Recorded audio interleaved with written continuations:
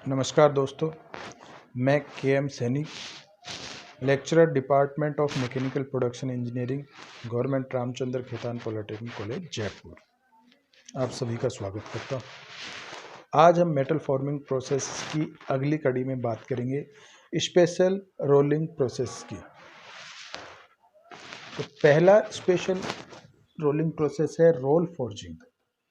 इसको transverse rolling भी कहा जाता है और क्रॉस रोलिंग भी कहा जाता है। इस प्रोसेस में हम राउंड बार या वायर्स पे कुछ ग्रूव या प्रोफाइल्स बनाते हैं। ये बनाने के लिए हमें जो रोल्स यूज करते हैं उनके ऊपर जो कोरस्पॉन्डिंग प्रोफाइल्स है वो एनग्रेव्ड कर देते हैं और रोल रोटेट करते रहते हैं और उनके मध्य में जिस भी वर्क या रोड पर वो प्रोफाइल ट्रांसफ़र करने उनको फीड किया जाता है और कंटिन्यूस मोशन के कारण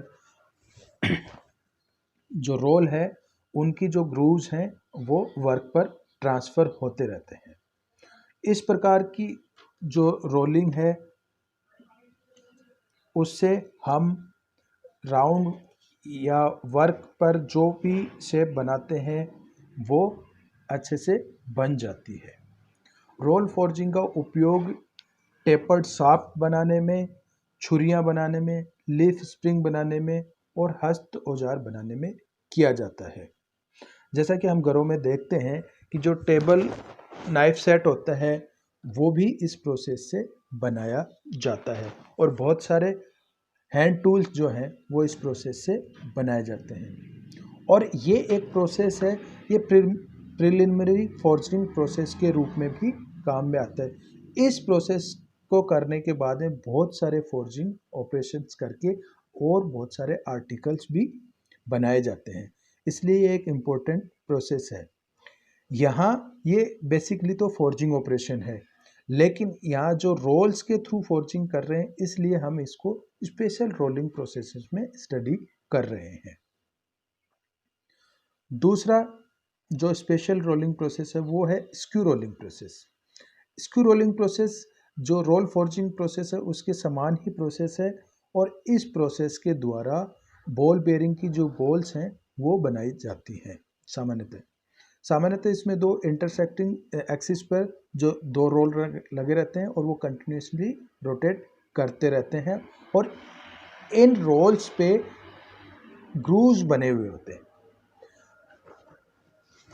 जैसा कि आप देख पा रहे हैं, इस चित्र में देख पा रहे हैं कि जो रोल्स हैं उनके ऊपर ग्रूव्स बने हुए हैं और इन रोल्स के मध्य रोटेटिंग बार स्टॉक को फीड किया जाता है और कंटिन्यूस रोटेटिंग एक्शन और कंप्रेसिव एक्शन के कारण वो बार है वो उन ग्रूव्स के मध्य आके स्पेरिकल बॉल्स या ब्लैंक के रूप में कंटिन्यूसली कन्वर्ट होती रहती है और आगे प्रोडक्ट के रूप में निकलती जाती है।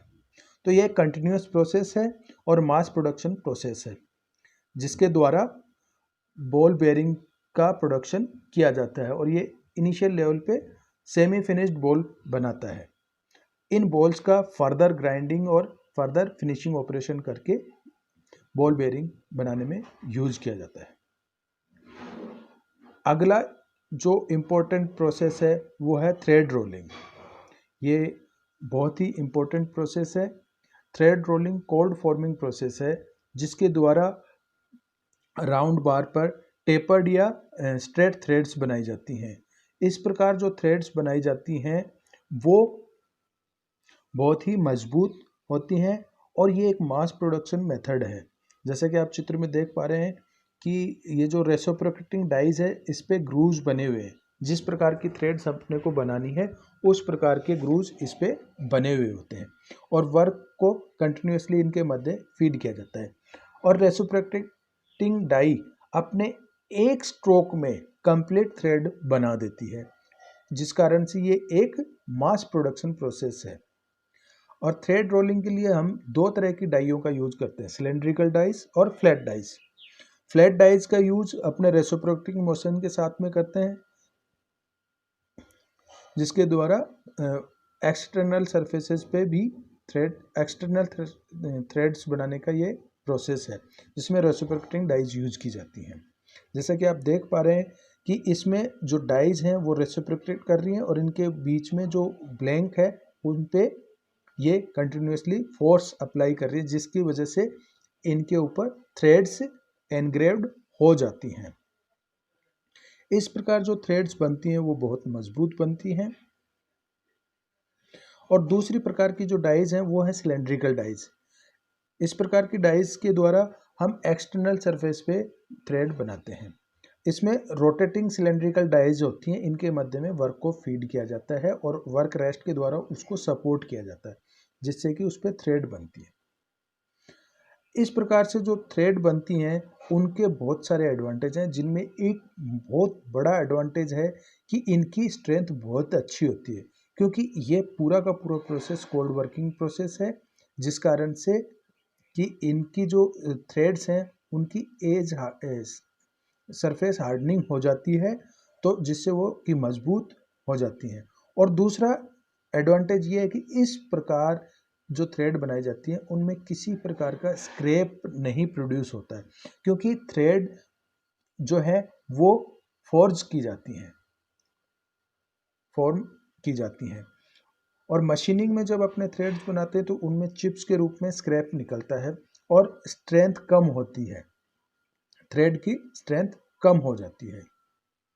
और बहुत सारे एडवांटेज के साथ साथ इसमें एडवांटेज ये भी है कि इस प्रकार जो थ्रेड बनाई जाती है उनकी सरफेस फिनिश बहुत अच्छी होती है, क्योंकि इस प्रकार के प्रोसेस में हम कंप्रेसिव रेजिडुअल स्ट्रेसेस यूज रह जाते हैं वर्कपीस सरफेसेस में, जो कि अच्छी सरफेस फिनिश प्रोड्यूस करते हैं, क्योंकि सारा का सारा जो प्रोसेस है वो कंप्रेसिव फोर्सेस के ऊपर वर्क करता है, जिस कारण से उसकी सरफेस इरेगुलरिटीज़ हैं वो वाइप आउट या कंप्रेस्ड हो जाती हैं। जब सरफेस इरेगुलरिटीज़ वाइप आउट या कंप्रेस्ड हो जाती हैं तो सरफेस क्रैक्स भी रहने की संभावनाएं कम हो जाती हैं, जिस कारण से जो थ्रेड्स हैं उनकी फटीग लाइफ भी इम्प्रूव्ड हो जाती है। तो इस प्रकार जो थ्रेड्स बनाए जाते हैं, जो थ्रेड रोलिंग की जाती है और या थ्रेड रोलिंग प्रोसेस के द्वारा जो थ्रेड बनाई जाती हैं, तो उनके एडवांटेज, पहला एडवांटेज तो गुड स्ट्रेंथ होती है उनकी। जो थ्रेड इस प्रकार बनाई जाती हैं वो अच्छी स्ट्रेंथ की होती हैं, क्योंकि वहाँ मेटल फॉर्मिंग के थ्रू बनाई जाती हैं। दूसरा, इस प्रकार के प्रोसेस में किसी प्रकार का मटेरियल का स्क्रैप में वेस्टेज नहीं होता है, अर्थात इस प्रोसेस में कोई भी स्क्रैप जनरेशन नहीं होता है। इस प्रकार की जो थ्रेड्स बनती हैं उनकी सरफेस फिनिश बहुत अच्छी होती है, उनकी फटीग लाइफ अच्छी होती है, उनमें फटीग स्ट्रेंथ अच्छी होती है। तो ये एक मास प्रोडक्शन प्रोसेस है थ्रेड प्रोड्यूसिंग का। थ्रेड और बहुत सारे तरीक़ों से भी बनाई जा सकती हैं, लेकिन इस प्रकार से जो थ्रेड बनाई जाती हैं वो सर्वश्रेष्ठ थ्रेड बनती हैं, जिनकी स्ट्रेंथ वाइज अपने देखें तो बहुत अच्छी थ्रेड्स होती हैं। तो आज हमने स्पेशल रोलिंग प्रोसेसेस की बात की, जिनमें हमने बात की है रोल फोर्जिंग की, स्क्रू रोलिंग की और थ्रेड रोलिंग की। ये तीनों process exam point of view से भी बहुत इम्पोर्टेंट हैं और इंडस्ट्री या इंटरव्यू पॉइंट ऑफ व्यू से भी बहुत इम्पोर्टेंट है। अतः मेरी आप लोगों से गुजारिश है, अनुरोध है